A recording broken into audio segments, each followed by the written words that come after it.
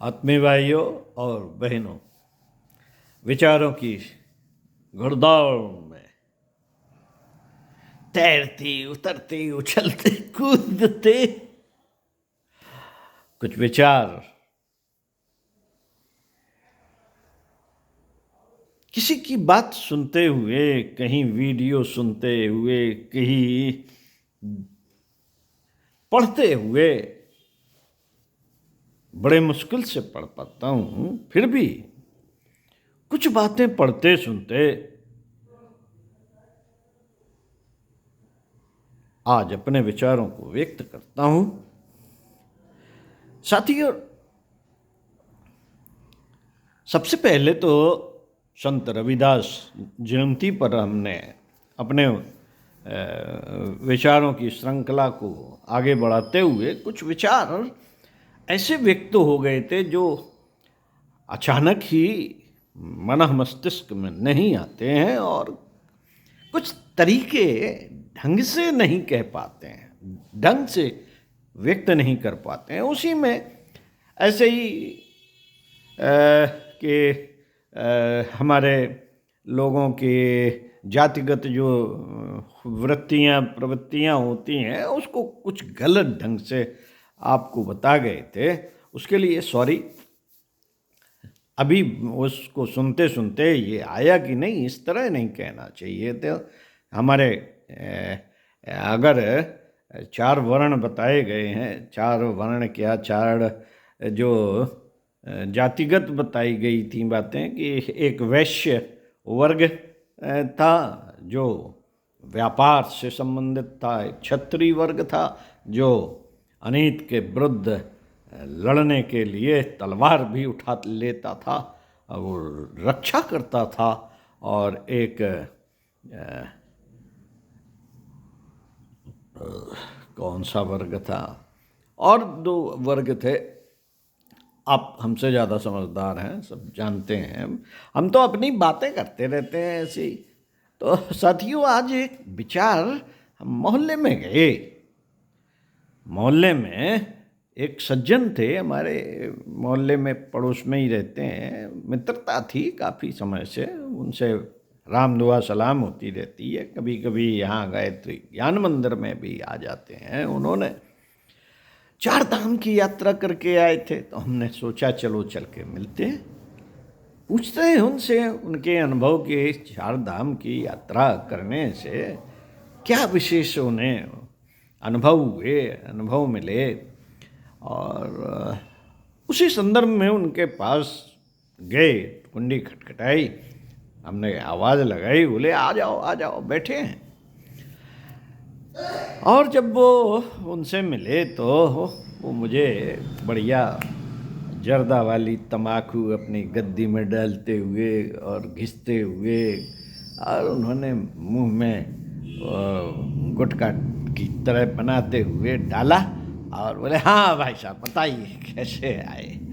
अरे हमने देखा तो हमने कहा अब क्या कहें इनसे, फिर भी हमने कहा चलो ठीक है, क्या आपने सीखा वहाँ जाके धर्म के बारे में कुछ हमें बताएं जिससे कि हमें भी अच्छा लगे और हम भी। उन्होंने कहा कुछ नहीं, एक यात्रा थी, घर में बैठे रहते हैं तो अब कहीं तो जाना चाहिए। घर के लोगों, पिछले हमारे पुरखे उरखे पिताजी वगैरह, उन्होंने 4 धाम की यात्राएं की थी, ये वो। तो हमने कहा कि चलो हम भी हो आते हैं।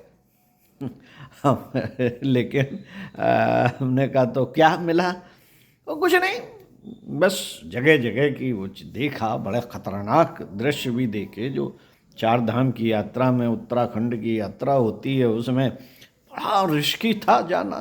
तब भगवान ही याद आते थे कि अब बच जाएं यहाँ से, किसी तरह खाई खंदक में न गिरें, और बड़ी कृपा है तब तो भगवान की, तो हो जाए।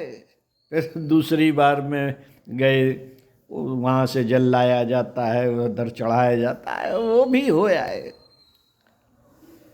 अकेले क्या अच्छा क्या लगा, बस सब अच्छा ही है, भगवान है सब जगह।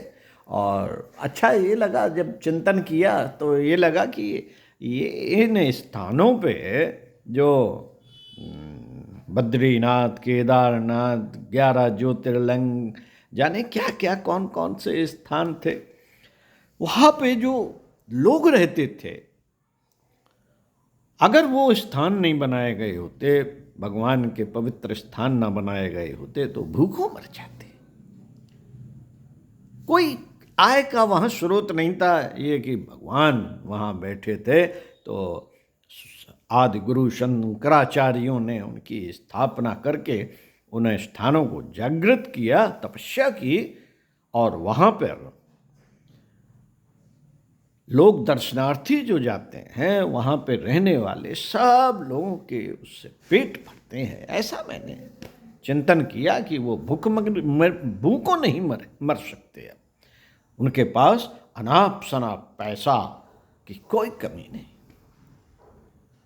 ये चीज़ें हमने बोले महसूस की। बाकी तो जो जिस भावना से जाता है वो उससे मिलता है।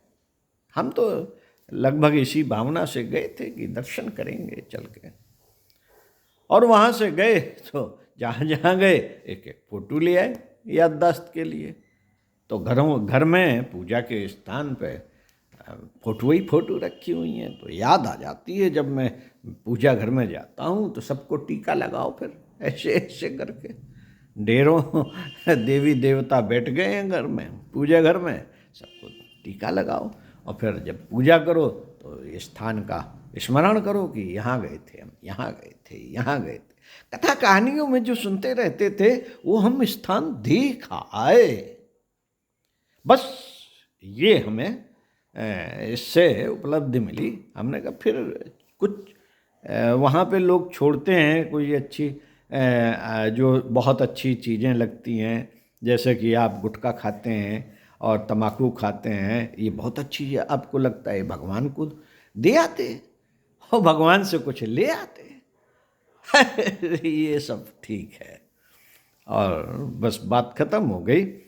फिर सब अब आगे बढ़ते हैं और बातें करते हैं। ये तो था, अब आप समझ लीजिए कि क्या स्थिति थी लोगों की, जो चारों धाम करते हैं। हम भेड़िया दशान जैसी स्थिति है, ऐसा लगता है। हिंदुस्तान धर्म के प्रति भेड़िया दशान है कि अरे सब लोग जा रहे हैं, हम भी चल दिए। सब लोग ये कर रहे हैं, हम भी कर दिए। प्रथा परंपरा चली आ रही है, चलो हम भी ऐसे ही करते हैं। कोई उसके पीछे मकसद नहीं। हमने कहा, एक हमने आपको किताब दी थी, उनसे यही कहा कि मंदिर बने जन जागरण के केंद्र। तो इस पे कैसा लगा? अरे सब सही कहा है, गुरुदेव ने आपके सही लिखा है। अब तो मंदिर जो बन रहे हैं, जहाँ जहाँ ये धाम वगैरह यहाँ में हम पहुँचे, तो वहाँ तो लुटाई मची है, लूट रहे हैं। अब हम जा रहे हैं फलाने स्थान पे, गंगोत्री के उद्गम स्थल पे, यमुनोत्री के उद्गम स्थल पे, जहाँ जहाँ जा रहे, फलानी देवी जी के दर्शन करने, हनुमान जी के दर्शन करने, चित्रकूट धाम पे जा रहे हैं, यहाँ जा रहे हैं, वहाँ जा रहे हैं, जहाँ जहाँ जाओ वहीं पे चढ़ते ही स्थान स्थान पर बैठे। अरे कहाँ जा रहे हो भाई? बिना यहाँ पे दर्शन करे, संकल्प लिए नहीं जाया जाता है। आइए इधर आइए। वो पकड़ के बिठा लिया। ये कौन है? बोले ये भैरव बाबा हैं। ये कौन है? ये फलाने बाबा हैं। ये कौन है? ये द्वारपाल हैं। ये कौन है? ये शंकर जी का जी ये ही स्थान है, यहाँ वो रुके थे।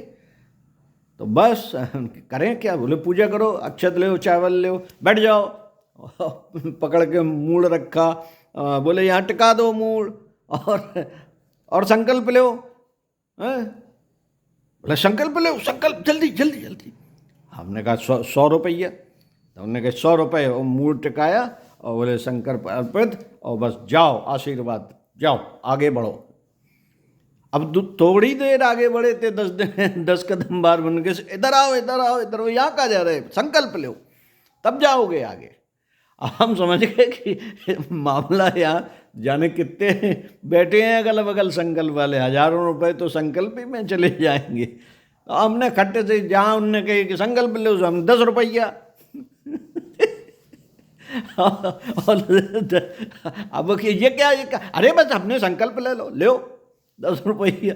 और फिर जहाँ देखो तहाँ वहीं हमने 10 रुपया का संकल्प। अब वो आगे बढ़े तो वहाँ लाइन लगी। अब लाइन लगी, उनने कहा अब साहब शाम तक होएंगे दर्शन, 200 रुपया 200 रुपया, आ जाओ आ जाओ आ जाओ, दूसरी लाइन में लगा देंगे, जल्दी दर्शन हो जाएंगे। तो ये साहब सारी भावनाओं की ऐसी तैसी हो गई, जिस भाव से वहाँ तक गए थे, और वो सारी भावनाएं यहीं ध्वस्त कर। और ये तो साहब बात है। फिर हमने देखा कि एक वीडियो सुन रहे थे, एक कोई पत्रकार, अश्वमेध यज्ञ की बात आ गई। अश्वमेध यज्ञ में वीडियो सुन रहे थे। चलिए फिर बात करते हैं। नमस्कार।